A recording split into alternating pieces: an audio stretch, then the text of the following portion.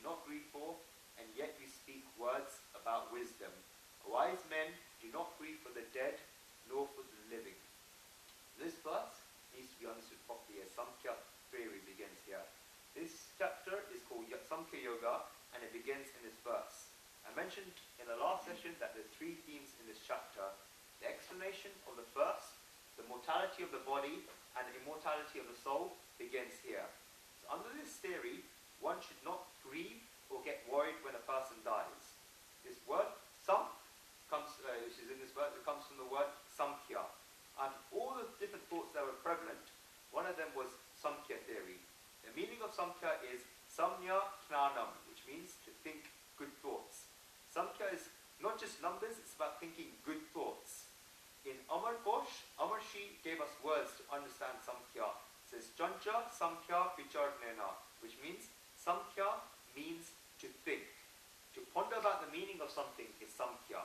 So only after thinking about a scripture can you really understand it. Thirdly, Samkhya Kedav Vicharecha is a definition given by Hem Ghosh in Hemchand Acharya. This defines Samkhya as thoughts that give meaning to something. That's the third one. Fourth meaning of Samkhya is Madhusudan Saraswati Ji writes in his commentary of the Gita that Samkhya, Samya, Atma, Buddhi. That Samkhya means knowledge of the soul. Fifth, Subandhino Shekhar tells us that Samkhya is Samya Knanam, Samkhya Knanam, Vashish Knanam, which is Samkhya is a scripture in which each and everything is proved. So youngsters will know, or geometry, we have a hypothesis, we say 1, 2, 3, and until we have different hypotheses, different ideas, but until we get to the correct answer, where that QAD is proved, that's the right answer. In the same way, a scripture where there's no prejudices and everything, each and everything is proved, that's the Samkhya scripture. Another one is Pardhatata Samkhya Yante Ripyante Asmin Iti Samkhya. Samkhya scriptures is a scripture where all the world's thoughts, feelings, and products have been thought about, characterized, and where knowledge of them is given, and that's the Samkhya scripture. So in today's language, we can say Samkhya scriptures are physics or geometry, chemistry, where everything is proved, where we ponder about the meaning of something, and we find the answer to that meaning. So that's it. And the final one, there are lots of meanings, Shuddhatatma, Tattva, Vijnanam, Samkhya, Miti, Vidyate, meaning Samkhya scriptures are pure logic, 100% logic, no prejudices. Not saying you have to believe something, because we tell you, everything is logic. So in this verse, and the next 19 verses, up to verse 30, Shri Krishna breaks all these theories down of Samkhya in comprehensive terms and explains them to Arjuna. Samkhya theory looks at everything and takes in knowledge from all four directions that we described earlier. It's based on logic. Arjuna was using logical arguments in the first chapter and this chapter, and so the Lord is going to use logic to explain this emira. He's going to explain logic to explain to him this verse. If Arjuna was using emotional arguments, then Sri Krishna would have shown him the way of devotion first. Arjuna is talking about intellectual matters, so Sri Krishna is going to prove him wrong by the sword of logic. And that's why Sri Krishna begins by explaining Samkhya theory. Sri Krishna explains why he was smiling. Because Arjuna was making big talk like a knowledgeable person, but he's forgotten the important fact that a knowledgeable person does not grieve for the dead nor for the living. When a small child goes to make like big talks to his mom, like explain something to his mom, like I know this, his mom's had all that knowledge, and his mom starts laughing because the child is trying to show something that she knows already. So the Lord is similarly thinking, do you not think I don't know all this already? Are you trying to tell me all of this? That's why Shri Krishna has that smile on his face. So in Samkhya theory about life, Shri Krishna is smiling, and there's two words here. Look at on the third line. We have two words, two types of people in Samkhya theory. Gatasun and Agatasun. Samkhya theories do not use the words living or dead. Professor Radhakrishnan has translated as dead and living, but we can't really translate it. We can only say Gatasun and Agatasun. Asu means a body, so Gatasun means someone whose life is gone, whose body is gone, whose in common language would be referred to as dead, even though some theorists would never use that word. So this person never goes because that person is a soul, and he's not that life, he's not that body, he's a soul, and hence that Gatasun is someone who's a pure soul. Agatasun is the soul that's got a body. That soul never dies, it's only the life that goes.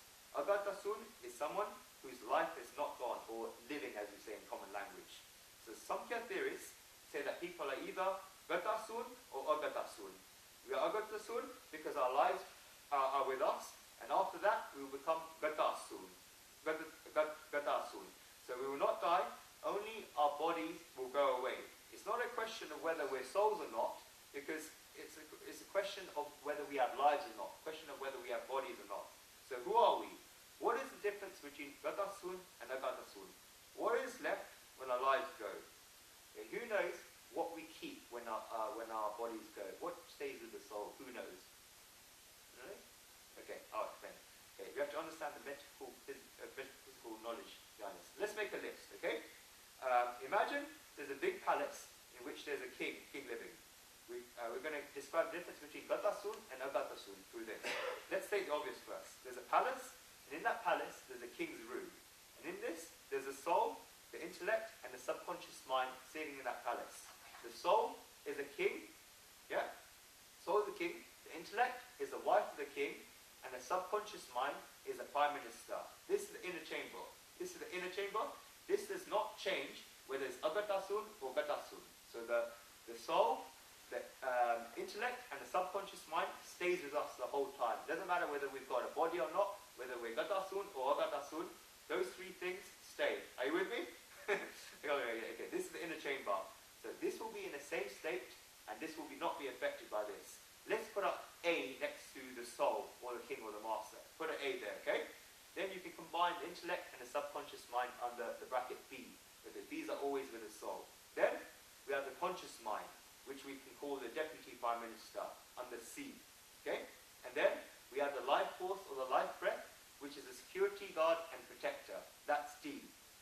So even after this, we have the body and the senses, which we can call E. And the body is the top servant, he's the head servant or the butler, and the senses are all the servants. So we've got the head servant and the senses, who are E. So they're the head servant and all the normal servants, they're the body and the senses. Still with me? Yes. Okay. Okay. So senses are the servant, body is the head servant that makes them together. You can have an arm, you can have a leg, but you need that body for it all to work together. You can't have an arm functioning on its own. I've never seen one. Okay, you need something that joins all of them together. You need one servant to tell one servant to prepare the water, another servant to clean the floor, another servant to do this and that. So you need that head servant to prepare food. So without the head, all these 10 servants will be working in different directions. You need something to bring them together, something to manage them. So the body, the butler, attributes this task. Okay? Finally, F, we have the world in which all these things live and do their work. So this is the palace, and we put the world under F. So the world is a palace. So you've got A, the soul, who's the king. B, the intellect, which is the queen, and also the subconscious mind, the prime minister and B. Then you've got C, the conscious mind, the deputy prime minister. D, the life force or the life breath, the security guard. E, the senses, the servants, and the body, the head servant. And F, the world, which is the palace. So when life comes, everyone got that list?